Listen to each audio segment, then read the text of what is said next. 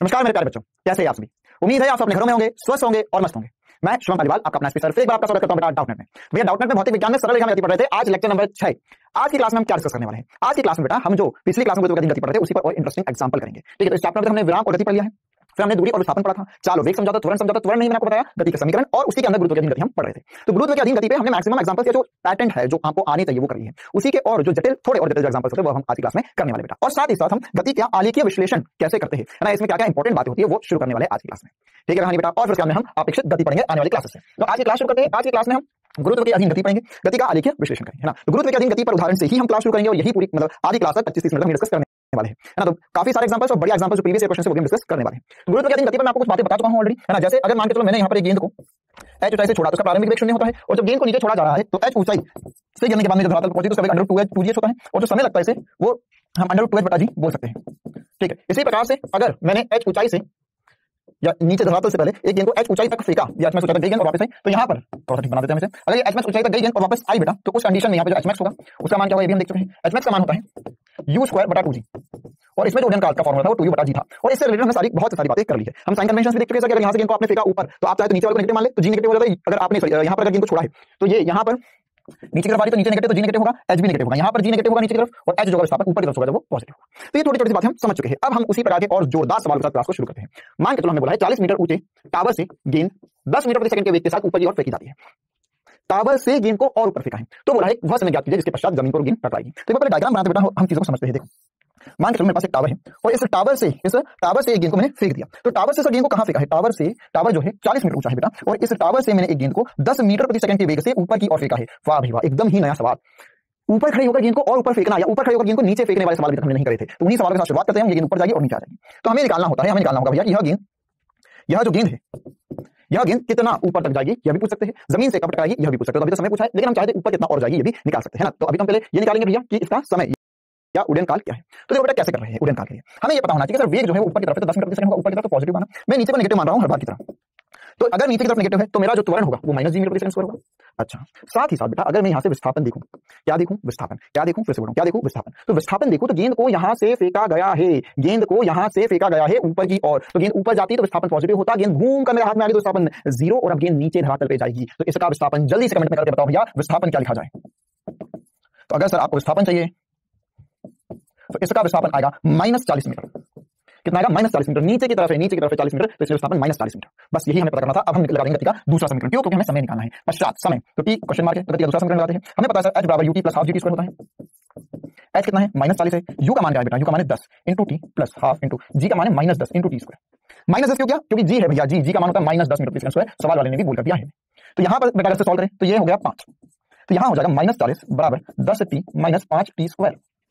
अब इसे मैं सबको एक तरफ लेकर आ रहा हूं, तो यहां से हम क्या लिख सकते हैं, यहां से हम लिख पाएंगे, अगर सब कुछ एक तरफ आ जाएगा तो ये हम लिख पाएंगे 5t² - 10t - 40, वो तो वही था, = 0। अब इसे सॉल्व करूं उससे पहले मैं 5 कॉमन ले लेता हूं तो थोड़ा आसानी से मुझे बात बन जाएगी। तो 5 अगर मैंने कॉमन ले लिया बेटा तो t² - 5 कॉमन लिया तो 2t बचा, -5 कॉमन लिया तो 8 बचा, बराबर हो गया 0 के। तो ये हो जाएगा t²। अब देखो ध्यान से 5 से तो कोई मतलब नहीं हमें, हम इसका मिडिल टर्म तोड़ेंगे, बीच वाला जो पद है उसको तोड़ेंगे, उसको स्प्लिट करेंगे तो क्या आएगा। तो उसको अगर हमने स्प्लिट करा तो यहाँ पर क्या हो जाएगा, 8 लाना है तो 4 × 2 8 होता है, तो 4t + 2t करेंगे तो ये -8 बन जाएगा। इनको जोड़ोगे तो -2t आ जाएगा, गुणा करोगे तो यहाँ पर यह -8 आ जाएगा।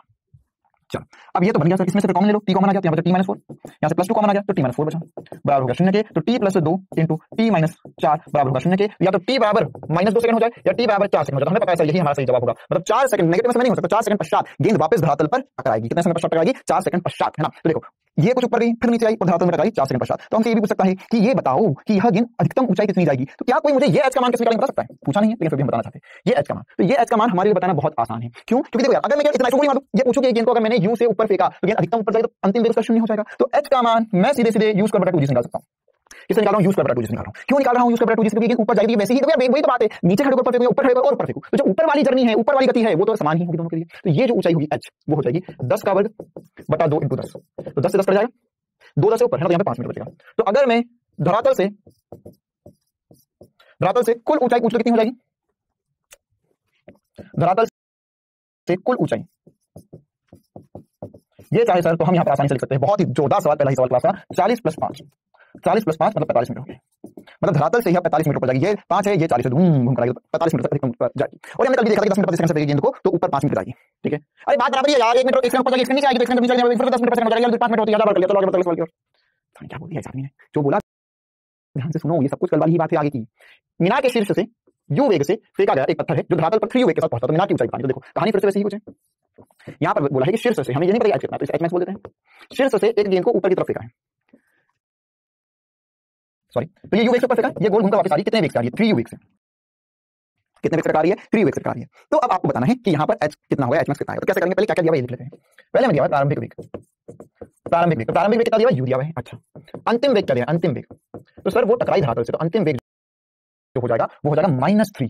कितना हो जाएगा? -3u, क्यों? क्योंकि अरे फिर से वही वाली बात, ऊपर पॉजिटिव नीचे नेगेटिव, तो u से गया तो टकराया कितने से? -3u से टकराया। अच्छा, तो त्वरण क्या होगा? त्वरण होगा -g मीटर प्रति सेकंड स्क्वायर। कितना होगा? -g मीटर प्रति सेकंड स्क्वायर, क्यों? क्योंकि नेगेटिव में है, नीचे की तरफ है, इसलिए मैंने -g लिखा। और h मैक्स जो भी होगा वो भी नेगेटिव में होगा, ऑब्वियस सी बात है। निकालते एक बार कितना आता है देखो। तो यहाँ पर कैसे करेंगे, फिर से हम गति का तीसरा समीकरण लिखेंगे, v स्क्वायर बराबर u स्क्वायर प्लस 2gh होता है। तो अंतिम वेग है -3u, तो ये हो जाएगा -3u का वर्ग बराबर u square plus 2 -g into h, h हमारा नेगेटिव आना चाहिए क्योंकि वो नीचे की तरफ है। ठीक है, चिंता मत करो, आएगा भी। तो ये कितना हो जाएगा? सर ये हो जाएगा 9u स्क्वायर बराबर u स्क्वायर माइनस 2gh, और ये h जो हमारा h मैक्स है, इधर लिया हो तो 8u स्क्वायर, u जाएगा तो 8u स्क्वायर बराबर -2gh हो जाएगा, और यहां से ये कट जाएगा तो 4u स्क्वायर बटा g h मैक्स हो जाएगा। नेगेटिव में आएगा, हाँ आना चाहिए था, हाँ क्योंकि नीचे की तरफ है। तो अगर मैं केवल विस्थापन देखूं, सब परिमाण देखूं, तो 4u स्क्वायर बटा g हमारा आंसर आ गया। तो इस प्रकार के जटिल सवाल भी आते तो हम उन्हें आसानी से हल कर सकते हैं। क्लियर है कहानी बेटा? चलो और देखते हैं और समझते हैं बढ़िया बढ़िया से सवाल। एक कण को मीनार के शीर्ष से स्वतंत्रतापूर्वक गिराया जाता है, इसके द्वारा गति के अंतिम 1 सेकंड में तय की गई दूरी प्रथम 3 सेकंडों में तय की गई दूरी के बराबर होती है। तो मीनार की ऊंचाई बतानी है ना। क्या बोला है? कण द्वारा, इसमें मतलब छोड़ दिया मुक्त रूप से, स्वतंत्रतापूर्वक मुक्त रूप से छोड़ा गया है, फिर बोला द्वारा तय की गई अंतिम 1 सेकंड में दूरी। तो अंतिम 1 सेकंड की दूरी है ना, तो ये जो सेकंड होगा, ये जो समय होगा वो होगा टीएथ सेकंड है ना। अंतिम सेकंड मतलब टाइम ऑफ फ्लाइट का पूरे का आखिरी सेकंड। अच्छा, और यह दूरी जो प्रथम 3 सेकंड में तय की गई दूरी निकालो पहले तो। अरे प्रथम 3 सेकंड की दूरी निकालना कोई बड़ी बात नहीं है, हमें तो पता है अगर गेंद को छोड़ा है तो वो हमेशा प्रथम 1 सेकंड 2 सेकंड 3 सेकंड दूरी वही तय करती है। हमने पिछली क्लास निकाला भी था, एक बार फिर से निकाल देते हैं। S1 लिख देते हैं इसे, ये कितना हो जाएगा सर? ये हाफ प्रारंभिक वेग 0 है, g * 3 का वर्ग, प्रथम 3 सेकंड हो रहा है, तो यहाँ पे कितना आ जाएगा? ये सर हाफ * 5 है ना। वैसे चाहो तो इसे इतना ही रहने दो, तो क्योंकि सब कुछ कटेगा। मानो मेरी बात, नो बता दो जी, यह समझ जाएगा। अगर मुझे S2 दूरी निकालना है, अंतिम सेकंड में तय की गई दूरी, मतलब nth सेकंड में तय की गई दूरी, तो Sn जो होता है nth सेकंड में तय की गई दूरी वो होता है u + हाफ g 2n - 1 होता है। और u तो क्या है? 0 है। ये हाफ g अंतिम सेकंड, तो कौन सा सेकंड है सर? वो टीएथ सेकंड है, आखिरी सेकंड मान के चल, पूरी गिरी वो टी सेकंड की, तो आखिरी सेकंड वो टीएथ सेकंड होगा, तो ये 2t - 1 यहाँ टी रखा हूं क्योंकि अंतिम सेकंड की बात करी है। ये S2 हो गया हमारे लिए, ये Sn हो गया हमने। इन दोनों को बराबर कर दो, पहला समीकरण है, दूसरा समीकरण है, इन दोनों को बराबर कर दो, आंसर आ जाएगा। तो 1 बराबर 2 होने चाहिए। ये सवाल में बोला है कि तय की गई दूरी बराबर होती है, तो एक बार बराबर करते हैं फटाफट। ये हो जाएगा सर, यहाँ पर 9/2g बराबर होगा, u का मान 0 है, हाफ g 2t - 1, तो हाफ g ने हाफ g को काट दिया, तो 9 बराबर हो गया 2t - 1, तो ये आ जाएगा 10 बराबर 2t, तो t का मान आ गया 5 सेकंड। t का मान कितना गया? 5 सेकंड, मतलब ये गेंद 5 सेकंड तक गिरी है। आसानी से हम चीजें निकाल सकते हैं। चलो बेटा आगे बढ़ते हैं और भी एक दो छोटे छोटे सवाल ले लेते हैं, है ना। यहाँ पर हमें बोला गया कि एक पत्थर को कुएं में छोड़ा जाता है जिसमें पानी का तल शीर्ष से h गहराई पर है। शीर्ष से कितनी गहराई पर है? h गहराई पर है। यदि ध्वनि का वेग v है तो समय t जिसके पश्चात पानी के उछाल की आवाज सुनाई देगी। बहुत ही इंटरेस्टिंग सा सवाल, बहुत सोचने लायक सवाल कि कैसे करेंगे, वो समय कैसे निकालेंगे, है ना। वैसे है आसान, अगर एक बार सोच लिया तो। देखो हम सोच के बताते हैं आपको। यहाँ पर क्या होगा? यहाँ पर सर एक कुआं है, क्या है भैया? एक कुआं, इसमें है खूनी पानी, लाल पानी। चलो, तो यहाँ पर एक पत्थर को हमने छोड़ा, तो बोला है कि यहाँ पर गहराई h है, वो हमसे गहराई भी पूछ सकते हैं। मतलब इस समीकरण का उपयोग करके तुम्हें पता है, तुम अपने कुएं की गहराई निकाल सकते हो। कैसे बताता हूँ। अगर ये h गया तो देखो क्या होगा वास्तविकता में, पत्थर जाएगा तो पत्थर तो नीचे जाएगा, तो ये गुरुत्व के अधीन गति करेगा। तो मान के चलो पत्थर को नीचे जाने में समय t1 लगा, पत्थर को नीचे जाने में समय t1 लगा, और ध्वनि को ऊपर आने में समय t2। ठीक है, तो ये t1 t2 मान निकालते हैं। देखो तो ध्वनि, पत्थर नीचे जा रहा है, तो ये टकरा पुश करके आवाज है, पुश करके टक करके आवाज आती है। चलो, तो पत्थर नीचे चलेगा, आवाजें ऊपर आएंगी, ये आवाज ऊपर आ रही, तो ये आवाज ऊपर आई। तो देखो एक बात तो पहले हमें समझना होगा कि t1 को हम आसानी से बता सकते हैं गुरुत्व के अधीन, जो नॉर्मल सी हम बात करते हैं, ये गुरुत्व के अधीन गति करेगा, तो t1 तो होगा √2h बटा g। अरे मुक्त रूप से छोड़ा गया है तो √2h बटा g हो जाएगा। अब ध्वनि ऊपर कितने वेग से आएगी? तो बोला है ध्वनि का वेग जो है हमें बोला गया है v। तो ध्वनि का वेग अगर v है तो कैसे कर सकते हैं हल? अब बढ़ना बढ़िया। चलो, तो ध्वनि का वेग क्या है? ध्वनि का वेग v है, तो ध्वनि में त्वरण होता है क्या?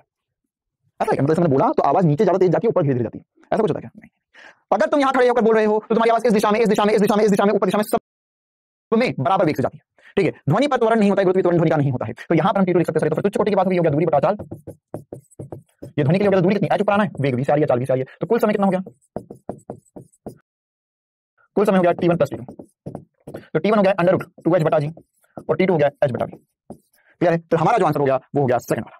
बढ़िया सा इंटरेस्टिंग सा सवाल है ना। जैसे मान लो तुमने, तुम्हारा एक कुआं है ना, घर में कुआं है या बोरवेल उसका खोले, तो तुम टाइमर लगा लो, घर में स्टॉप वॉच होता है ना, तो स्टॉप वॉच लगाओ और जैसे ही पत्थर छोड़ो तो स्टॉप वॉच को ऑन कर दो, तो पत्थर नीचे जाएगा और जैसे ही पत्थर की आवाज आए ना, पानी की आवाज आए, उछाल की आवाज आए, वैसे स्टॉप वॉच रोक देना। और मोबाइल में स्टॉप वॉच होती है ना, तो वो जैसे ही रोकोगे तो तुम्हें ये समय मिल जाएगा कितने समय में आवाज सुनाई दी। अगर तुम्हें समय मिल गया कि कितने समय में आवाज सुनाई दी, तो तुम्हारे पास ध्वनि का वेग जो होता है ना, वो लगभग तुम्हारे गांव में 340 से 344 से करीब मान सकते हो तुम मीटर प्रति सेकंड होता है ध्वनि का वेग। तो इसका उपयोग करके तुम निकाल लो कि तुम्हारे घर में जो कुआं है वो कितनी गहराई पर है। एच का मान निकलेगा, जी का मान पता है तुम्हें और वी का मान पता है। चलो एक और सवाल करते हैं, आखिरी सवाल, फिर हम गति पढ़ना शुरू करेंगे। तो यहाँ पर क्या है, एक वस्तु को मीनार के शीर्ष से गिराया जाता है, वह अपनी यात्रा के अंतिम सेकंड में 7x दूरी तय करता है, जहां x प्रथम सेकंड में तय की दूरी है। तो पृथ्वी पर पहुंचने में कितना समय लगता है। तो देखो बेटा, ये फिर से वैसा ही सवाल हो गया। अंतिम सेकंड में तय की गई दूरी होगा half u plus half g 2t minus 1 है ना। ये क्या, अंतिम सेकंड की दूरी, अंतिम सेकंड की दूरी, अंतिम सेकंड की दूरी, ठीक है। तो ये आसानी से हम बता सकते हैं, ऐसे मतलब कोई प्रश्न वाली बात नहीं है। तो यहां पर हम लिख सकते हैं सर, ये हो गया है 7x, ये कितना है 7x बराबर प्रारंभिक वेग 0 है, हाफ g का मान 10 होता है, 2t माइनस 1 हमारे पास आंसर आ चुका है। सर x का मान तो पता ही नहीं है। प्रथम सेकंड में तय की गई दूरी, प्रथम सेकंड में तय की गई दूरी कितनी होती है। देखो प्रथम सेकंड की तय की गई दूरी या तो तुम ऐसे लिख लो, प्रथम सेकंड की दूरी, तो उसे चाहो तुम तो ऐसे लिख सकते हो, s1 इक्वल टू u तो 0 हो गया हाफ g 2 into 1 माइनस 1 या हाफ g into 1।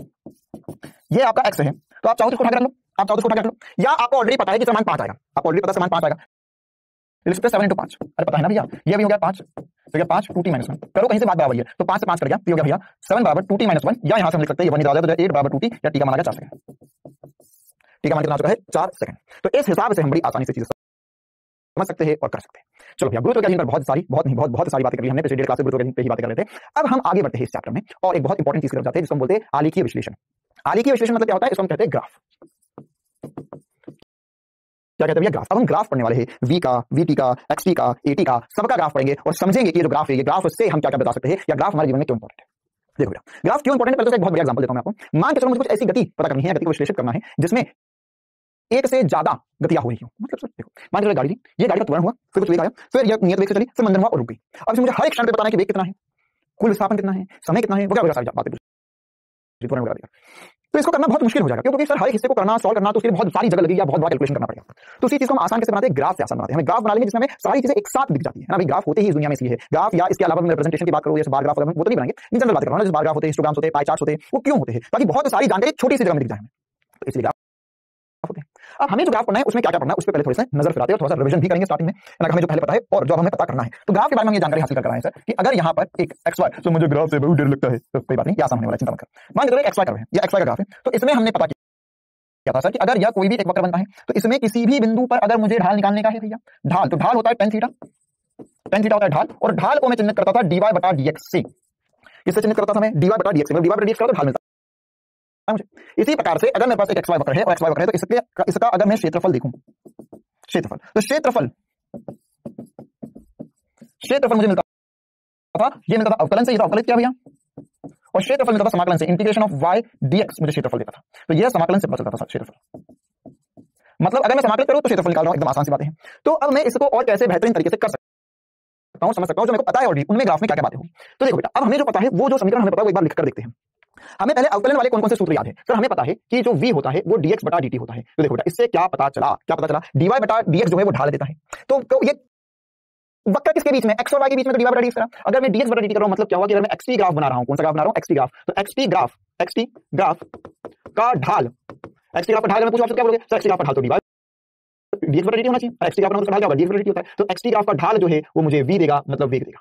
एक इंपॉर्टेंट सी बात कि अगर मुझे कहीं पर xt ग्राफ दिखे तो xt ग्राफ का जो ढाल है वो मुझे वेग देने वाला है। इसी प्रकार से मैंने पढ़ा था सर, इसी प्रकार से मैंने पढ़ा था कि a बराबर होता है dv बटा dt। तो इसका मतलब ये हुआ कि अगर मुझे कहीं पर vt ग्राफ दिखाई दे, कौन सा ग्राफ दिखाई दे, vt ग्राफ, तो vt ग्राफ का जो ढाल है, vt ग्राफ का ढाल क्या होगा, dv बटा dt होगा। तो dv बटा dt क्या होता है, त्वरण, मतलब कि vt ग्राफ का जो ढाल है उससे मैं त्वरण ज्ञात कर सकता हूं किसी भी वस्तु का। समझ रहे हो लॉजिकली, vt ग्राफ का ढाल क्या दे सकता हूं मुझे, त्वरण।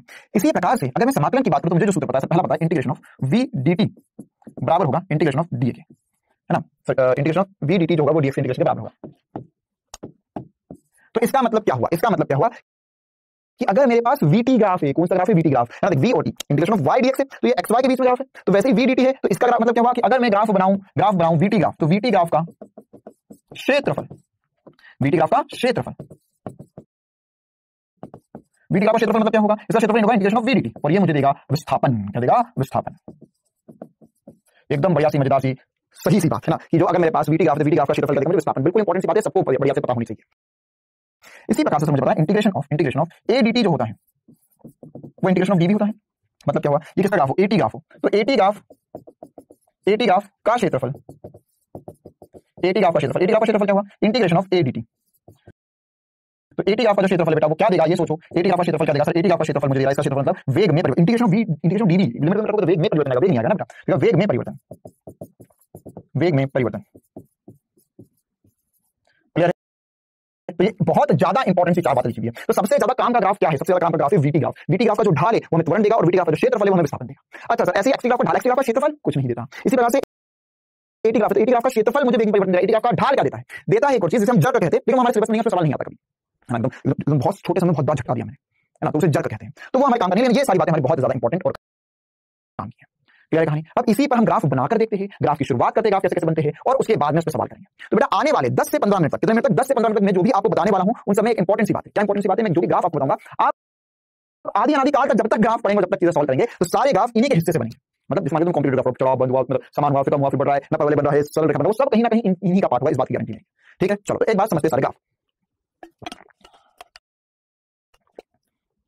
हम क्या करने वाले बेटा, हम ये देखेंगे कि हमारी जो वस्तु है, ये हमारा जो पिंड है, वो किस किस प्रकार की गति कर सकता है। तो अगर उसकी गति का एक्सटी, वीटी और एटी तीनों ग्राफ मैंने बना डाले, तीनों ग्राफ मैंने बना दिए, तो वो आगे यही तो हो सकता है, वो आगे विराम में हो, नियत वेग से चल रहा हो, नियत त्वरण से चल रहा हो, तो सारी गति मुझे पता चल जाएगी।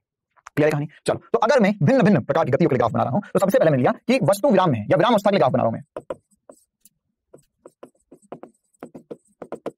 तो अगर वस्तु विराम अवस्था में, तो उसके लिए हम उसका एक्सटी ग्राफ कैसे बनाएंगे सोचो, हम उसका वीटी ग्राफ कैसे बनाएंगे सोचो, और हम उसका एटी ग्राफ कैसे बनाएंगे ये सोचो। तो सर इसमें तो सोचने वाली बात ही नहीं है। हाँ बिल्कुल, अगर विराम में है, विराम में मतलब मान लो x बराबर 2 मीटर पर खड़ा है, x बराबर 4 मीटर पर खड़ा है, x बराबर 10 मीटर पर खड़ा है, तो समय बढ़ता जाएगा, लेकिन उसकी स्थिति में कोई परिवर्तन नहीं आएगा। समय बढ़ता जाएगा लेकिन उसकी स्थिति में कोई परिवर्तन नहीं आएगा, वो जहां है वहीं रह जाएगा, है ना, वो जहां है वहीं रह जाएगा, उसकी स्थिति में कोई परिवर्तन नहीं आएगा। तो अगर जहां है वहीं रह गया सर, तो वेग में बोल सकता हूं वेग शून्य होगा, और वेग शून्य है तो त्वरण भी शून्य होगा। इसमें बहुत ही आसान सी बात है। मतलब कि अगर हमें एक्सटी ग्राफ अभी भी ऐसा दिखाई दे, मतलब क्या हुआ उसका मतलब हुआ कि वस्तु विराम में है। अच्छा, अगर वह नियत वेग से गति कर रही है, नियत वेग से गति, या हम इसे एक समान गति भी कह सकते हैं, एक समान गति। तो एक समान गति के लिए क्या होगा ये समझते हैं ना। पहले तीनों ग्राफ में बना देता हूं। यहां पर हम बनाएंगे सीधी लाइन, यहां पर हम बनाएंगे इसका एक्सटी ग्राफ, फिर देरी होगी, चलो कोई दिक्कत नहीं। यहां पर हम बनाएंगे इसका वीटी ग्राफ, और यहां पर हम बनाएंगे एटी ग्राफ। अच्छा, तो अब अगर वेग नहीं है तो क्या होगा ये सोचो, वेग नहीं है मतलब सर वेग का मान नहीं बदल रहा, मतलब 5 मीटर पर सेकंड से चली जा रही है, तो मतलब क्या हुआ, इसका वेग नियत होगा, ऐसा होगा। वीटी ग्राफ बनाना सबसे आसान था, या नियत वेग वी नॉट अगर मैंने माना तो उसी वेग से चलती जा रही है, मतलब कि उसका वेग समय के साथ परिवर्तित नहीं हो रहा है ना। मतलब क्या हुआ इसका, ये कुछ कोई नहीं है, ये यहाँ मतलब कि कुल मिलाकर कहानी ऐसी है कि यहाँ पर वीटी ग्राफ में जो ग्राफ बनेगा, वीटी ग्राफ जो बनेगा वह समय अक्ष के समांतर रेखा बनेगी, समय अक्ष के समांतर ग्राफ बनेगा, हमेशा यही हुआ। समय अक्ष के समांतर जब भी वीटी ग्राफ आपको दिखे, मतलब वह वेग नियत है, नियत वेग से चल रहा है। ठीक है, अच्छा, अगर त्वरण शून्य, वेग नियत तो त्वरण तो क्या होगा, मैंने आंसर बता दिया, त्वरण क्या होगा बोलो भैया, त्वरण तो शून्य होगा। अगर वेग नियत है तो त्वरण हमेशा शून्य होगा। तो समय अक्ष पर अगर आपको ग्राफ दिखाई दे, मतलब कि वहां पर विराम अवस्था में भी हो सकता है और नियत वेग से भी चल सकता है। अच्छा, इसका एक्सटी ग्राफ कैसे बनेगा, एक्सटी ग्राफ, तो सर एक्सटी ग्राफ अगर हम बनाने जाए तो हम कैसा बनाएंगे, यहाँ पर देखो अगर वेग नियत है तो वेग समय पर निर्भर नहीं कर रहा है, तो अगर नियत वेग होता है मैं लिखता हूँ x बराबर v इंटू टी। ऐसा समझा है ना हमने कि अगर मान के चलो एक वस्तु नियत वेग से चल रही है, नियत चाल से चल रही है, तो उसकी जो दूरी होगी वह चाल गुना समय होगा, या विस्थापन जो होगा वो वेग गुना समय होगा। तो मैं लिख सकता हूं कि जो x है वो समानुपाती होगा। ठीक है, तो मैं यहाँ पर जो ग्राफ बनाऊंगा बेटा, हर एक बनाते हैं, ये ग्राफ एक सीधी रेखा बनेगा, सीधी रेखा। अब ये सीधी रेखा कहीं से भी है ना, मतलब सरल रेखा बनेगा, और किसी कोण थीटा पे बनेगा, और कहीं से भी शुरू हो सकता है। कहने का मतलब क्या है, वो यहाँ से भी शुरू हो सकती है, यहाँ से भी शुरू हो सकती है, यहाँ से भी शुरू हो सकती है, यहाँ से तो नेगेटिव से शुरू हो सकती है, पॉजिटिव से भी शुरू हो सकती है। इसका ढाल पॉजिटिव हो सकता है, नेगेटिव भी हो सकता है। क्या क्या बोल रहा हूं ध्यान से सुन, अगर इसका ढाल पॉजिटिव है, इसका ढाल पॉजिटिव है, कहने का मतलब क्या हुआ कि यहाँ पर इसका ढाल क्या देता है, यहाँ पर इसका जो ढाल है सर, हमको इसका ढाल थीटा है, यहाँ पर टेन थीटा ये इसका जो ढाल होगा वो हमें वेग दे रहा है। तो अगर ये एक्सिस ग्राफ है, स्थिति और समय के मध्य ग्राफ है, तो यहाँ पर इसका ढाल नियत है, तो ढाल नियत है तो वेग नियत है, बिल्कुल सही बात है। तो देखो ये समय के साथ क्षेत्रफल वीटी ग्राफ से भी समझते हैं, क्षेत्रफल बढ़ता रहा है, तो एक्स स्थिति बढ़ती जा रही है। अब जो वेग है बेटा, वेग तो पॉजिटिव हो सकता है, नेगेटिव हो सकता है, अरे वेग इधर भी हो सकता है, इधर भी हो सकता है। तो अगर पॉजिटिव होगा तो पॉजिटिव ढाल होगा, नेगेटिव होगा तो नेगेटिव एक्स ग्राफ बन जाएगा, कोई दिक्कत वाली बात नहीं है। क्लियर है कहानी, ये इसके लिए बनाया है ना। अगर वेग नेगेटिव होता, वेग नेगेटिव तो नीचे होता तो नीचे की तरफ ग्राफ बन जाता। उसमें कोई चक्कर किसी को नहीं होना चाहिए ना। एक बार छोटे से मैं बना के बता देता हूं, अगर वेग नेगेटिव होगा तो हम तो भूल जाते हैं, बहुत छोटी छोटी बातें हैं। देखो अगर मान के चलो वीटी ग्राफ में अगर ऐसा दिया है तो एक्सटी ग्राफ जो इसका बनेगा, एक्सटी ग्राफ जो बनेगा इसका, वो एक्सटी ग्राफ क्या हो जाएगा, एक्सटी ग्राफ अब ऐसा हो जाएगा है ना। ये भी कहीं से भी शुरू हो सकता है, तो ये डिपेंड करता है प्रारंभिक स्थिति क्या है। अगर मूल बिंदु से शुरू हुआ तो मूल बिंदु से नेगेटिव हो जाएगा है ना। अगर यहाँ पर x बराबर x0 से शुरू हो रहा है तो यहाँ से मूल बिंदु से, यहाँ से वस्तु कैसे भी हो सकती है ना यार, ले मैं यहाँ पे नेगेटिव समझना, तो मूल बिंदु से तो मूल बिंदु से ग्राफ बना दो है ना। x बराबर 5 मीटर पर नेगेटिव में जाता है, x बराबर 5 मीटर से यहाँ से ग्राफ, कुछ वही बात है। इसमें होता है मूल बिंदु पे खड़ा हो यहाँ से यहाँ पे ग्राफ बना दो, कोई रॉकेट साइंस नहीं। इसी प्रकार से अब हम बात करते हैं बहुत ज्यादा इंपॉर्टेंट ग्राफ की, जिसका हम बोलते हैं नियत त्वरण है ना। इंपॉर्टेंट क्यों है, क्योंकि नियत त्वरण के जो ग्राफ है वो गुरुत्व के अधीन के भी ग्राफ है, गुरुत्व के अधीन गति के भी ग्राफ है। तो अगर मैंने बात करी नियत त्वरण की, नियत त्वरण की बात करी तो नियत त्वरण में क्या होगा बेटा, चलो पहले एक बार बना देते हैं ग्राफ। कुछ ना कुछ xt होगा, कुछ ना कुछ vt होगा, हमें नहीं पता क्या होगा, और कुछ ना कुछ tt होगा। देखते हैं क्या क्या हो सकता है। तो सर सबसे पहली बात तो त्वरण का मान अशून्य है, त्वरण नियत है, तो ये ग्राफ ऐसा बनना चाहिए x अक्ष के समांतर, जो भी नियत होगा उसका ग्राफ x अक्ष के समांतर बनेगा ही बनेगा। तो यहाँ पर त्वरण शून्य होगा, त्वरण नियत हो गया, ठीक। अब अगर त्वरण नियत है तो वेग क्या होता है, वेग सर समान उपाति होता है समय के, ये हमने पढ़ा है, और जो x होता है वो समान उपाति होता है t स्क्वायर के, ये भी हमने पढ़ा है। तो इसके जो ग्राफ बनने चाहिए वो कैसे बनने चाहिए सर, इसका जो ग्राफ बनना चाहिए, अगर यहाँ पर वेग समान उपाति है t ऐसा ग्राफ बनना चाहिए, और अगर x समान उपाति है t स्क्वायर के तो परवलय बनना चाहिए। बिल्कुल आसान सी बात। क्या बन रहा है भैया, परवलय बन रहा है। क्यों परवलय बन रहा है यहाँ पर, अब जो भी मैंने बताया उसमें वेरीफाई कर सकते हो कैसे। यहाँ पर इसकी ढाल नियत है, देखो xt ग्राफ vt ग्राफ की ढाल, जो भी बोल रहा हूँ वो सब कुछ आपस में ऊपर नीचे करके समीकरण से ग्राफ समझ सकते हो। vt ग्राफ की जो ढाल है वो नियत है, vt ग्राफ की जो ढाल है वो नियत है। तो अगर vt ग्राफ की ढाल नियत है बेटा, तो मैं ऐसा बोल सकता हूं सर, अगर vt ग्राफ की ढाल नियत है मतलब कि यहाँ पे त्वरण नियत है, क्योंकि vt ग्राफ त्वरण होता है। अच्छा, यहाँ पर vt ग्राफ का जो क्षेत्रफल है वो बहुत तेजी में बढ़ता जा रहा है, तो xt ग्राफ जो है x जो है वो बढ़ता जाएगा, ठीक है। अच्छा, xt ग्राफ का जो ढाल है ये क्या है, xt ग्राफ का ढाल बताना जरा, xt ग्राफ का ढाल जो है यह इंक्रीज हो रहा है और ये हंस रहा है, देखो भैया, तो ढाल बढ़ रहा है मतलब वेग बढ़ता जा रहा है, तो वेग बढ़ गया है। इसी में ऐसा भी ग्राफ बन सकता है, ये कब है, ये कब बना है, ये कब बना है जब प्रारंभिक वेग शून्य है, कब बना प्रारंभिक वेग शून्य है। अगर प्रारंभिक वेग शून्य नहीं होता तो ग्राफ और कहीं से यहाँ से शुरू होता है, यहाँ से शुरू होता है, यहाँ से कहीं से शुरू हो सकता था। तो अगर प्रारंभिक वेग शून्य नहीं है तो vt ग्राफ जो बनेगा u नॉट इक्वल टू 0 है, तो वो कहीं ना कहीं से ऊपर से शुरू होगा और एक सरल रेखा बन जाएगा, ठीक है, कहीं ना कहीं ऊपर से शुरू होगा और एक सरल रेखा बन जाएगा। तो ये आसानी से हम इस चीज को समझ सकते हैं और कर भी सकते हैं, क्लियर है कहानी। तो ऐसे हम बिल्कुल वही आसानी से ग्राफ जो सरल रेखा गति के लिए नियत त्वरण के बना सकते हैं। नियत त्वरण में एक और ग्राफ हम बना सकते हैं, ये नहीं एक और ग्राफ। नियत त्वरण में बहुत इंपॉर्टेंट सी बात है ना, ये अलग से बता रहा हूं, ध्यान रखना। नियत त्वरण में है ना, इसको हम बिल्कुल खतरनाक लाल कलर से बनाएंगे। नियत त्वरण में हम एक v और x के मध्य ग्राफ भी बना सकते हैं। याद करो मैंने आपको बताया था कि v स्क्वायर जो होता है वो समानुपाती होता है x के, v स्क्वायर होता है समानुपाती होता है x के। तो अगर नियत त्वरण में मैं v और x के बीच में ग्राफ बनाना चाहूं तो v का स्क्वायर मतलब v से दूर भागता हुआ ग्राफ बनेगा। अरे कुछ याद आया, v स्क्वायर समानुपाती होता है x के, तो ये नियत त्वरण के लिए v ग्राफ ऐसा बन जाएगा। ऐसा ही हम सब कुछ नियत त्वरण के साथ साथ नियत मंदन के लिए भी सोच सकते हैं। किसके लिए सोच सकते हैं, नियत मंदन के लिए। तो नियत मंदन के लिए क्या होगा, देखो भैया ग्राफ बना देते हैं, पहले xt बनाएंगे हम यहाँ, vt बनाएंगे हम यहाँ, और at बनाएंगे हम यहाँ। अब अगर नियत मंदन होगा तो बेटा मंदन होगा तो ये नेगेटिव त्वरण होता है। मंदन मतलब क्या होता है, नेगेटिव त्वरण होता है, मतलब कि जो at ग्राफ बनेगा वो तो नीचे बनेगा, vt ग्राफ क्या बनेगा सर, ये समानुपाती तो बनेगा, लेकिन अब इसका ढाल यहाँ पॉजिटिव था क्योंकि त्वरण पॉजिटिव था। अब हमें एक ऐसा ग्राफ बनाना जो ये बताया कि समय के साथ वेग कम होते जा रहा है, मतलब ढाल नेगेटिव है, तो इसका ग्राफ कुछ ऐसा बनेगा। आई बात समझ में है ना, समय के साथ वेग कम होता जा रहा है और ढाल इसका नेगेटिव है। अब xt ग्राफ कैसा बनाऊं, वेग कम हो रहा है मतलब कि रोता हुआ ग्राफ बनाओ सर, रोता हुआ, तो ये रो रहा है ना, क्योंकि इसका ढाल जो है वो कम हो रहा है, क्योंकि वेग समय के साथ कम हो रहा है, तो ये बहुत दुखी है अपने जीवन से। तो इस प्रकार से हम नियत त्वरण के ग्राफ काफी ज्यादा इंपॉर्टेंट है, बहुत बार हमसे पूछे जाते हैं, हमसे बोलेगा गुरुत्व के अधीन गति हो रही है, इसके ग्राफ कैसे होंगे, तो नियत त्वरण मतलब गुरुत्व के अधीन के ग्राफ भी है। आई बात समझ में है ना, आप नियत त्वरण के लिए लिख सकते हो गुरुत्व के अधीन,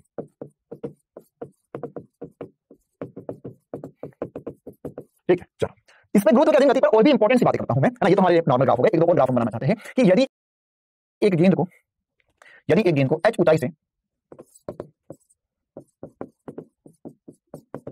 से छोड़ा जाता है, तो अगर एक गेंद को h ऊंचाई से छोड़ा जाता है बेटा, तो जब गेंद नीचे की तरफ गति करेगी, अगर एक गेंद को h ऊंचाई से छोड़ा जाता है और ये गेंद जब नीचे की तरफ, कहां को, नीचे की तरफ गति करेगी बेटा, तो उसका vt ग्राफ क्या होगा ये बताना है हमको।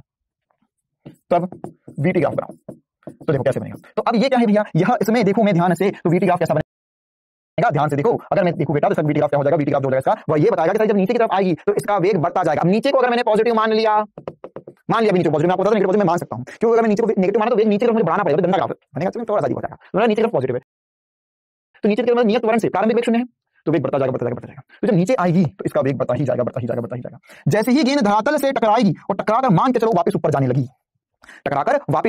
तो क्या होगा, देखो अगर ये टकराई है, गेंद टकराई है, यहाँ पर गेंद टकरा रही है, ये टकराई है u वेग से, तो ये वापस जाएगी माइनस u वेग से, क्योंकि अब ऊपर तो नेगेटिव बोलना पड़ेगा। अरे जब नीचे पॉजिटिव बोल दिया है तो ऊपर क्या हो जाएगा, नेगेटिव हो जाएगा, तो गेंद माइनस u से ऊपर की तरफ जाएगी। तो अगर ये गेंद ऊपर जाने लगी है तो देख जितने वेग से टकराई है वही वेग है, बस नेगेटिव हो चुका है,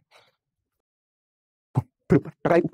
तो अगर वो गेंद 50 मीटर पर सेकंड से टकराई है तो टकराते समय उसका वेग 50 था, टकराकर ऊपर आएगी, तो मतलब उसका वेग कितना हो चुका है, -50 हो चुका है। तो अगर ये 50 था तो टकराते ही उसका वेग हो जाएगा -50, फिर वापस ऊपर आएगी, तो वेग ऊपर आएगी तो वेग कम होता जाएगा, है ना, मतलब कि 0 थोड़ी देर बाद, तो ये ऐसा हो जाएगा। फिर उच्चतम बिंदु पर जाएगी फिर नीचे आएगी, मतलब फिर भी पॉजिटिव बढ़ेगा। इसी के हिसाब से ग्राफ बनता जाएगा। ठीक है, देखो ये वाला क्षेत्रफल शून्य होना चाहिए क्योंकि यहाँ पे विस्थापन शून्य हो गया है। थोड़ा ठीक से बना देते हैं हम। ठीक है, तो ऐसे ग्राफ बनता जाएगा। क्लियर है कहानी बेटा, है ना। इसमें ही अगर मैंने तुमसे पूछा होता एटी ग्राफ, तो इसका एटी ग्राफ कैसा बनता है? एटी ग्राफ अगर नीचे को पॉजिटिव आपने बोला है तो एटी ग्राफ नियत बनता है ना, इसको नेगेटिव, इसको कम मत करना, त्वरण तो हमेशा नियत होता है। चलो बेटा, तो ये कुछ इंपॉर्टेंट से ग्राफ है हमें जो पता होने चाहिए। इसी प्रकार से अगर ऊपर फेंका होता तो ग्राफ जो है ऊपर फेंकते तो ऊपर जाने पर वेग कम हो जाता, तो ग्राफ जो ऐसा नीचे की तरफ बन जाता, बनता यही लेकिन बस ऐसा नीचे की तरफ बन जाता। क्लियर है कहानी। अरे यही बनेगा ना, गेंद नीचे जा रही है उच्चतम, गेंद ऊपर फेंका तो भाई उच्चतम बिंदु पर वेग शून्य होगा, वेग शून्य हो गया, फिर नीचे आ रही है तो फिर वेग नीचे की तरफ बढ़ता जाएगा। ठीक है, नहीं सर नहीं, ठीक है, गेंद ऊपर फेंक, गेंद ऊपर जाएगी, हाथ में आ गई, तो ऊपर जा रही है तो वीटी ग्राफ क्या होगा? देखो भैया, वेग कम हो रहा है तो वेग कम हो रहा है, फिर शून्य फिर हाथ में आ गई, ये हो गया वीटी ग्राफ। ये वाला एरिया जैसे होना चाहिए। ये जो इसका एरिया विस्थापन देता है, गोल घूम गेंद हाथ में आ गया वापस, तो विस्थापन शून्य हो गया। विस्थापन क्या हो गया? शून्य हो गया। इसी प्रकार से हमने इसका एटी ग्राफ बनाया, तो ये एटी ग्राफ भी नियत हमेशा बनेगा। क्यों? क्योंकि हमने ऊपर को पॉजिटिव माना है। ध्यान से देख, ऊपर को पॉजिटिव, नीचे को पॉजिटिव माना है। एक सेकंड, ऊपर की तरफ जा रही है तो मैं बोल रहा हूं, मैंने दिया है ऊपर की तरफ पॉजिटिव। हाँ, एक मिनट, इसको हम एटी को नीचे बनाएंगे। क्या चल दिया भैया, ये क्या हो गया? देखो यहाँ पर मैंने बोला ऊपर को पॉजिटिव, तो वेग ऊपर की तरफ जो है वो पॉजिटिव होगा, तो ऊपर की तरफ वेग पॉजिटिव है, तो ऊपर की तरफ वेग पॉजिटिव में, फिर इस बिंदु पर शून्य हुआ तो उच्चतम बिंदु पर वेग शून्य हो गया, फिर ये नीचे की तरफ आई तो वेग नीचे की तरफ बढ़ता जाएगा। और ये ऊपर पॉजिटिव नीचे नेगेटिव, जी नीचे की तरफ है तो माइनस जी। ठीक है, यही ग्राफ ऊपर भी बन सकता है, उल्टा भी बन सकता है, अगर आपने पॉजिटिव नेगेटिव मान लिया तो। आया समझ में, है ना। तो ये थोड़ा सा अजीब होता है, मुझे पता है थोड़ा कॉम्प्लिकेटेड होता है ना, लेकिन थोड़ा समझ सकते हो। अब हम आसान बातों की तरफ बढ़ते हैं और हम ये समझते हैं कि कैसी कंडीशंस हो सकती है जिनमें ग्राफ संभव ना हो या ग्राफ पॉसिबल ना होने वाली कंडीशंस देखते हैं, है ना। वो कंडीशन जिसमें ग्राफ पॉसिबल ना हो। तो देखो बेटा, अगर आपको ऐसा वीटी ग्राफ दिया है, ऐसा एक्सटी ग्राफ दिया है, ऐसा एटी ग्राफ दिया है, तो ये ग्राफ संभव नहीं है ना, ग्राफ संभव नहीं है। तो कब ग्राफ संभव नहीं होते, उन कंडीशंस की बात करते हैं। देखो बेटा, एक ही समय पर किसी भी गतिशील वस्तु के पास दो वेग, एक ही समय पर लिख देते हैं यहाँ पर, एक ही समय पर किसी भी वस्तु के पास दो वेग, दो वेग या स्थिति लिखते हैं, होगा स्थिति त्वरण नहीं हो सकती। ठीक है, क्यों भैया? कैसी बात क्यों नहीं हो सकती? चल, तू यहां भी है, तू वहां भी है। सर आप तो हर जगह, आप मेरे फोन की स्क्रीन में भी हो, दूसरे की फोन की स्क्रीन में भी हो, मुझे बातें मत करना। मैं फिजिकली प्रेजेंट होने की बात कर रहा हूं। मैं एक बार में एक ही जगह हो सकता हूं, है ना सर। हम यहां है लेकिन हम किसी और के ख्यालों में भी है। अबे तुम किसी ख्यालों में नहीं हो ना, इसी गलत मत पालो। तुम्हारे ख्यालों में कोई हो सकता है लेकिन तुम शकल देखिए तुमने अपनी। ठीक है, तुम किसी ख्यालों में जाओगे, बड़ा सपना बन जाओगे किसी का। देखो यहाँ पर, है ना, तो एक ही स्थान पर बस व्यक्ति जो है, नहीं सर मैं बहुत स्मार्ट दिखता हूँ। हाँ चल ठीक है, तुम भी स्मार्ट हो ना, कि मुझसे ज्यादा स्मार्ट थोड़ी ना हो सकते हो। मान के चलो मैं यहाँ पे खड़ा हूँ, फिर मैं यहाँ पर खड़ा हूँ, तो ये अलग अलग समय पर था ना। एक ही समय पर मैं यहाँ और यहाँ साथ मौजूद थोड़ी ना हो सकता हूँ, या एक ही समय पर मैं इधर और इधर दोनों तरफ थोड़ी ना जा सकता हूँ। मेरे पास एक ही समय पर दो वेग, दो विस्थापन, दो त्वरण संभव नहीं है। तो ऐसे ग्राफ बना, कोई वीटी ग्राफ बना दिया, एक समय पर दो वेग आ गया है, या एक्सटी ग्राफ बना दिया, एक समय पर दो विस्थापन आ गए हैं, एक समय पर दो त्वरण आ गए हैं। अच्छा, फूल पत्ती वाले ग्राफ संभव नहीं है, मतलब आप तो अपने फूल पत्ती नहीं बनानी है, फूल पत्ती बना देते हैं, फूल पत्ती, ये कोई भी संभव नहीं है। आई बात समझ में। इसी के साथ में दो, एक कोई भी भौतिक राशि हो, है ना, एक बार में दो, एक समय पर दो नहीं हो सकती। इसी के साथ साथ में केस 2 लेते हैं। हमें पता है सर कि अगर चार को साफ लिख के दे रहा है, चार और दूरी, है ना, चार और दूरी कैसी राशि होते हैं? चार और दूरी कैसी राशि होते हैं सर? चार और दूरी अदिश राशि होते हैं, मतलब यह ऋणात्मक नहीं हो सकते। तो अगर यह ऋणात्मक नहीं हो सकते बालक, तो ये चाल नेगेटिव नहीं संभव है। यहां पर यह भी दूरी नेगेटिव में संभव नहीं है। क्लियर बेटा? तो ध्यान रखना, एक जो चाल और दूरी है वह कभी भी नेगेटिव नहीं हो सकते। अच्छा, चाल जो है, चाल ध्यान सुनने के बाद, जो दूरी है वो हमें बताइए, हमने पढ़ा ना उसी का जवाब बना रहे बस। दूरी जो है हमें पता समय के साथ हमेशा बढ़ती है, हमें पता है दूरी समय के साथ हमेशा बढ़ती है, लेकिन जो चाल है वो समय के साथ बढ़ भी सकती है, घट भी सकती है। क्या मैं सही बोल रहा हूँ? बिल्कुल सही बोल रहा हूँ। दूरी, ये ही ग्राफ अगर ये दूरी और समय का है तो संभव नहीं है, क्योंकि दूरी समय के साथ हमेशा बढ़ती है, कभी भी घट नहीं सकती दूरी, है ना। लेकिन चाल तो कम ज्यादा हो सकती है। अगर मैं ये ग्राफ चाल में बनाया होता, चाल और समय में, तो चाल और समय में क्या ये ग्राफ संभव होता? ये ग्राफ संभव होता चाल और समय में? क्या चाल और समय में ये वाला ग्राफ संभव होता? सोचो सर, चाल और समय में ये ग्राफ संभव नहीं होता। क्यों? क्योंकि चाल नेगेटिव नहीं हो सकती, लेकिन चाल कम होकर जरूर बढ़ सकती है। अरे मान के चलो मैं गाड़ी में ब्रेक लगा दी, गाड़ी आगे बढ़ा दी, तो चाल कम हुई फिर बढ़ी, तो कम कर बढ़ जरूर सकती है, लेकिन नेगेटिव कभी नहीं हो सकती। लेकिन यही दूरी में संभव नहीं थी। अगर मैं दूरी और समय का ग्राफ बनाता ऐसा, दूरी और समय में ग्राफ बनाता ऐसा, ये ग्राफ, तो दूरी और समय में यही ग्राफ संभव नहीं होता, कि दूरी कम होकर नहीं बढ़ सकती, दूरी हमेशा बढ़ेगी। आया समझ में? तो ऐसे कुछ ग्राफ आपको पता होने चाहिए कि संभव होते हैं या नहीं होते। इसी प्रकार से मान के चलो ये एक्सटी, वीटी और ईटी ग्राफ, ये तीनों ग्राफ क्या बता रहे हैं? यह बता रहे हैं कि एक ही समय पर बहुत सारी स्थिति, एक ही समय पर बहुत सारे वेग, एक ही समय पर बहुत सारे त्वरण संभव नहीं है। क्लियर? तो कभी भी ग्राफ एक्स के लंबवत नहीं हो सकता। सर आपने अभी हमें बना के तो बताया था, चीटिंग कर रहे हो सर आप। आपने हमको बताया था ऐसा ग्राफ, तो ये इसमें नहीं, ये क्या कहना चाहते हैं? Dot dot dot dot dot dot dot क्या कहना चाहते हैं? कि टकराई और उसी बहुत छोटे क्षण में वेग में परिवर्तन आ गया। तो डॉट डॉट डॉट, मैंने इसको ऐसा नहीं बना सकता, मैं इसको ऐसा नहीं बना सकता, मुझे डॉट डॉट करके बनाना पड़ेगा, क्योंकि बीच वाले वेग से लिए नहीं, अचानक से पता नहीं क्या शक्ति आई इसके पास, तो 50 से -50 हो गई। इसलिए ये वाला ग्राफ संभव है, लेकिन ये वाला ग्राफ संभव नहीं है, संभव नहीं है। ठीक है, क्यों संभव नहीं है? साफ दिखता है तरीके से, मतलब एक से ज्यादा भौतिक राशि, मतलब एक से ज्यादा स्थिति, एक से ज्यादा वेग और एक से ज्यादा त्वरण संभव नहीं है। चलो बेटा, तो हमने काफी सारी जानकारी इकट्ठा कर ली ग्राफ के ऊपर। अब हम क्लास में जो थोड़ा समय बचा है उसमें सवाल करेंगे। आज भी कुछ सवाल करेंगे और अगली क्लास में भी काफी सारे सवाल करने वाले हैं। एक एक करके सवाल देते जा रहा हूं, जल्दी जल्दी से इनके जवाब बताना शुरू करो। पहला सवाल क्या कह रहा है? ये बोलता है कि दो कण ए और बी का स्थिति समय ग्राफ का ढाल है ना, ये ऐसा दिख रहा है ना, dx वेग होता है, मतलब इसका ग्राफ जो है वो ढाल जो है वो मुझे वेग देगा। चलो भैया, तो ढाल क्या होता है ना, वेग का अनुपात बताना है तो va बताना है और vb बताना है। तो va पता चलेगा सर एक्स ग्राफ के ढाल से, तो जो ढाल होता है वो होता है tan थीटा। मतलब tan थीटा कोण कितना है, तो va के लिए लिख सकते हैं tan 30 डिग्री। क्लियर बेटा, क्या लिख सकते हैं? tan 30 degree. tan 30 मतलब 1/√3। vb क्या लिख पाएंगे? vb सर vb को लिख सकते हैं tan 60 डिग्री, मतलब ये हो गया √3। तो अगर हम अनुपात निकाले va बटा vb तो ये हो जाएगा 1/√3 तो अनुपात आ गया 1/3, या va अनुपात vb जो आ चुका है होगा 1/3। धोखा ना खाओ, उसी के लिए यही सवाल यही आंसर आएगा, लेकिन इसको और कैसे कैसे आपको विभिन्न प्रकार से है ना, विभिन्न प्रकार से धोखा खिलाने के लिए है ना, तुम्हें अपने मार्ग से भटकाने के लिए यही आंसर आएगा। लेकिन ग्राफ को क्या क्या बना सकते हैं? मजे लेने के तरीके, मजे लेने के तरीके क्या क्या हो सकते हैं? मजे लेने के तरीके, तो यहां पर यही ग्राफ बनाएंगे, लेकिन ऐसा बना देंगे, ये एक्स ग्राफ बनाएंगे, ये ए है, ये बी है, ये कौन 30 डिग्री बोल देंगे, ये कौन 30 डिग्री बोल देंगे। बात वही है, 30 हमें एक्स एक्सिस से, ये 30 वाई एक्सिस से, एक्स एक्सिस कितना होगा 60 हुआ, यही बन गया। फिर ऐसे ही मजे लेने के तरीके बोलेंगे, ये लाइन है y बराबर x का, लाइन है y बराबर x मतलब कितना कोण है 45 डिग्री, याद रखना y बराबर x लाइन है मतलब कोण कितना, भाग कितना 45 डिग्री। फिर बोलेंगे ये a है जो इससे 15 डिग्री नीचे है, और b है, b जो है वो 15 डिग्री ऊपर है। अब बताओ भैया कि यहाँ पर इनका वेग का अनुपात क्या होगा? अरे मुझे बड़ी बात है, a का कोण कितना हो जाएगा, a के लिए थीटा, तो a के लिए थीटा क्या हो जाएगा सर 45 - 15 हो जाएगा, मतलब हो गया 30 डिग्री। और b के लिए क्या हो जाएगा, b के लिए 45 + 15 हो जाएगा, b के लिए क्या हो जाएगा, थीटा का मान हो जाएगा 45 + 15 मतलब कितना हो गया 60 डिग्री। तो बात बराबर आंसर भी आएंगे। क्लियर है? तो मजे लेने के तरीके हैं। चलो आगे बढ़ते हैं अगले सवाल की तरफ। हमें बोला है, हाँ ध्यान समझना, स्थिति क्या दी है, एक कार विराम अवस्था से प्रारंभ कर 4 सेकंड के लिए एक समान रूप से त्वरित होती है, फिर एक समान वेग से गति करती है। निम्न में से एक्स ग्राफ क्या बनेगा? तो पहले तो देखो, एक समान त्वरण में क्या बोला था, जो भी सवाल आएंगे जो हमने पीछे पढ़ा उसी के अंश होंगे। तो अगर एक एक्स ग्राफ है हमारे पास, तो मुझे पहले बताना है 4 सेकंड के लिए किसी समय के लिए एक नियत त्वरण का जो ग्राफ बना था एक्स का, वो ये बना था। फिर एक समान वेग, तो एक समान वेग के लिए ऐसा ग्राफ बन जाएगा। ये मेरा आंसर आ चुका है क्या ऑप्शन में? हाँ सर, चौथा ऑप्शन है। देखिए क्या बता रहा है, ये बता रहा है कि कम हुआ वेग है ना, ढाल नेगेटिव मतलब कम वेग हुआ फिर नियत हो गया। ये बता रहा है कि वेग कम हुआ, फिर क्या हो गया, ये वेग कम हो रहा है, उसका नियत वेग लेकिन नेगेटिव में जा रहा है। इसी प्रकार से वेग बढ़ा और ये स्थिर हो गया ना, वेग बढ़ेगा मतलब त्वरित हो, फिर नियत वेग से चलते रहे। तो ये वाला ग्राफ सही हो गया, आसान सवाल। ऐसे ही और सवाल देखते हैं। चित्र में गतिमान एक्स ग्राफ पे ही सवाल चल रहे हैं। 10 सेकंड के दौरान कण का औसत वेग का परिमाण ज्ञात कीजिए। बहुत बड़ी बात, औसत वेग, औसत चाल भी पूछ सकता है, औसत वेग भी निकालूंगा, औसत चाल भी निकालूंगा। तो पहले औसत चाल, ग्राफ से औसत वेग निकालेंगे, सॉरी पहले ग्राफ से औसत वेग कैसे निकालेंगे? औसत वेग होता है कुल विस्थापन बटा समय। तो विस्थापन क्या हो गया ये बताओ सर। इसने देख, ये एक्स ग्राफ है ना, एक्स ग्राफ में कहां पर था स्थिति बता रहा है। तो t = 0 पर स्थिति बताओ इसकी, t = 0 पर स्थिति, तो x = 0 होगा, t = 0 पर x = 0 होगा। इसी प्रकार से 10 सेकंड पर, तो t बराबर 10 सेकंड पर, या x1 बोल देते हैं, x2 क्या हो जाएगा, x2 हो जाएगा t बराबर 10 सेकंड पे 40 मिनट हो जाएगा। तो यहाँ पर विस्थापन मतलब डेल्टा x होता है, x2 - x1 होगा। मुझे नहीं मतलब बीच से क्या हो रहा है, तो यह क्या हो जाएगा सर, यह हो जाएगा 40 मीटर। तो अगर मुझे औसत वेग है तो 40 बटा समय लगा 10 सेकंड, क्योंकि 4 मीटर प्रति सेकंड आंसर आ गया। ठीक है, अच्छा इसी प्रकार से अगर मुझसे पूछा नहीं है फिर भी नहीं मैं निकाल कर दे रहा हूं, औसत चाल पूछते तो कैसे बताते हैं? औसत चाल, सोच औसत चाल कैसे करते हैं सर? औसत चाल होता कुल दूरी बटा समय, औसत चाल होता दूरी बटा समय या कुल दूरी बटा समय। तो कुल दूरी कितनी है देखो, अब मुझे ये भी देखना है कहां से कहां गया। तो ये t बराबर 0 से t बराबर 6 सेकंड में ये 60 मीटर से 10 मीटर गया, मतलब ये चला 60 - 10 या 50 मीटर चला। आगे बात, ये यहां पर कितना चला, फिर उसके हमने और आगे गया, तो t बराबर 6 सेकंड से t बराबर 10 सेकंड के बीच में कितना चला। तो सर ये यहां पर आगे बढ़ा, मतलब 10 से 40 गया, मतलब हो गया 40 - 10 मतलब चला ये 30 मीटर। तो अगर मैं तुमसे पूछूं कुल दूरी कितनी हुई, तो v ऐसे एवरेज मतलब कि औसत चाल अगर मैं लिखना चाहूं तो लिखूंगा 50 + 30, क्योंकि 50 मीटर चला फिर 30 मीटर चला और समय लिया 10 सेकंड, तो या 8 मीटर प्रति सेकंड। कितना हो गया? 8 मीटर प्रति सेकंड। बहुत इंपॉर्टेंट सा, बढ़िया सा, इंटरेस्टिंग सा क्वेश्चन।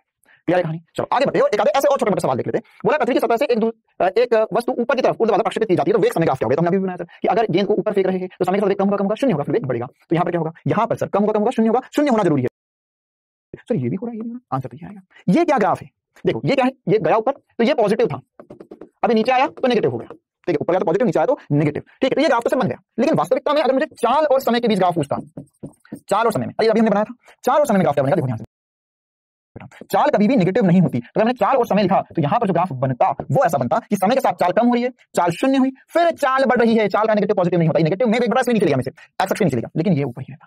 ठीक है, तो एक ट्रिक से हम एक छोटी सी बात समझ सकते हैं कि अगर मुझे कभी भी वेग और समय में ग्राफ पता हो और मुझे चाल और समय में ग्राफ निकालना हो, तो मैं अगर इस समय अक्ष के सापेक्ष, समय अक्ष के सापेक्ष जो नीचे है उसे ऊपर ले जाऊं, या मैं समय अक्ष को एक दर्पण मान लूं और नीचे वाले प्रतिबिंब ऊपर बना दूं। लिख ले कॉपी में, समय अक्ष को दर्पण मान लो। अगले पेज पे लिख देते हैं कि अगर हमें वेग समय ग्राफ से चाल समय ग्राफ में जाना है, तो समय अक्ष को दर्पण मान लो और प्रतिबिंब ले लो। तो दर्पण मान लो तो देखो क्या होगा, इसका दर्पण मानने का मतलब क्या, देखो जैसे यहां पर मेरे पास वीटी ग्राफ था, तो ये ग्राफ मेरे पास ऐसा था। अगर मैंने समय अक्ष को दर्पण माना तो दर्पण हो गया। दर्पण का मतलब क्या होता है, दर्पण मतलब क्या होता है सर, ये जो दर्पण का प्रतिबिंब का मतलब नीचे नहीं जाने देगा, आपको उसका प्रतिबिंब कहां दिखेगा, ऊपर दिखेगा। तो इसी का एक ट्रिक है, एक एसपी स्टार मेथड, एक ट्रिक है जिससे हम सवाल को आसान बना सकते हैं। तो अगर मेरे पास यहाँ पर चाल और समय के मध्य ग्राफ बनाऊंगा तो ग्राफ इधर आएगा, यहाँ पे आएगा, दर्पण नीचे नहीं जाएगा, फिर ऊपर चलेगा। ऐसा मान लो लाइट थी तूने, तो दर्पण से कटाकर वापस ऊपर चली जाएगी। ऐसे ही अगर एग्जांपल के लिए मैं बता रहा हूँ, ये वीटी ग्राफ होता, ये वीटी ग्राफ होता ऐसा, तो इसका चाल और समय में ग्राफ जो बनता, चाल और समय में तो क्या होता है, नीचे नहीं जाने देना है तो ये ऊपर ही बन जाता। क्लियर, ये नीचे वाले को भी ऊपर ले जाओ। तो ये काफी ज्यादा इंपॉर्टेंट बात है, हम चाल और समय के बीच में, वेग और समय के बीच में ग्राफ है, तो ऐसे कैसे हम एक दूसरे में परिवर्तित कर सकते हैं। चलो बेटा आगे बढ़ते हैं हम और भी कुछ इंटरेस्टिंग बातों की तरफ। चलो एक और सवाल कर लेते हैं हम, आखिरी सवाल आज की क्लास का, फिर हम क्विज करेंगे। बोला है कि देखो एक्स क्या सारे क्वेश्चन कर लिया हमने ना, स्थिति और समय के लिए सारे ग्राफ के क्वेश्चन कर चुके हैं। तो वैसे ही समय हमें बोला गया है कि समय और दूरी समय के लिए वक्र दिया गया है। फिर बोला है अधिकतम तत्कालिक वेग या ताक्षणिक वेग वक्र के किस बिंदु के आसपास होगा, अधिकतम वेग। तो अगर मेरे पास एक एसटी ग्राफ है और इससे वेग देखना है तो उसका ढाल, तो देखो यार ग्राफ कुछ ऐसा बना है, तो यहाँ पर ढाल देखूं मैं, तो ढाल यहाँ पर सर कम है, फिर ढाल बड़ा, यहाँ पर ढाल बीच में अधिकतम हुआ, ढाल बीच में अधिकतम हुआ, और उसके बाद ढाल और कम हुआ, ढाल और कम हुआ। तो अधिकतम ढाल किस बिंदु पर मिलेगा मुझे, अधिकतम ढाल सर सी बिंदु के आसपास मिलेगा। देखो भैया ढाल का मैं ए बिंदु, तो ढाल कम था, बड़ा अधिकतम हुआ, फिर कम हुआ, तो ढाल जो है अधिकतम वो कम मिला सी बिंदु पर। तो जो वेग होगा ताक्षणिक वेग वो सबसे अधिकतम कहां होगा, सी बिंदु के आसपास होगा। तो यह AIPMT 2008 का सवाल, इसी प्रकार के सवाल के साथ हम अगली क्लास में मिलेंगे। दो सवाल दे रहा हूं, इसके एकदम आसान से इनका जवाब बताओ और फिर हम आगे इस पर और चर्चा करेंगे। क्विज का पहला सवाल आपके सामने, बहुत बहुत आसान सा सवाल। ऊर्ध्वाधर ऊपर की ओर प्रक्षेपित वस्तु के लिए वेग समय ग्राफ क्या होगा, वेग और समय ग्राफ क्या बनेगा, परवलय, दीर्घवृत्त, अतिपरवलय, सरल रेखा। चलो टाइम अप 10 सेकंड का सवाल, आसान सी बात। अभी हमने पढ़ा सरल रेखा बनेगा सर, क्या बनेगा, सरल रेखा, वीटी ग्राफ, गुरुत्व के अधीन गति, नियत त्वरण, सरल रेखा। आखिरी सवाल AIPMT 2011 का सवाल, बोला है एक बालक 20 मीटर ऊंची मीनार के शीर्ष पर खड़ा है और वह एक पत्थर गिराता है, तो पत्थर का पृथ्वी पर टकराते समय वेग क्या होगा। यह भी एक छोटा सा सवाल, जल्दी से इसका जवाब बताओ। AIPMT 2011 नीट 2011 का सवाल।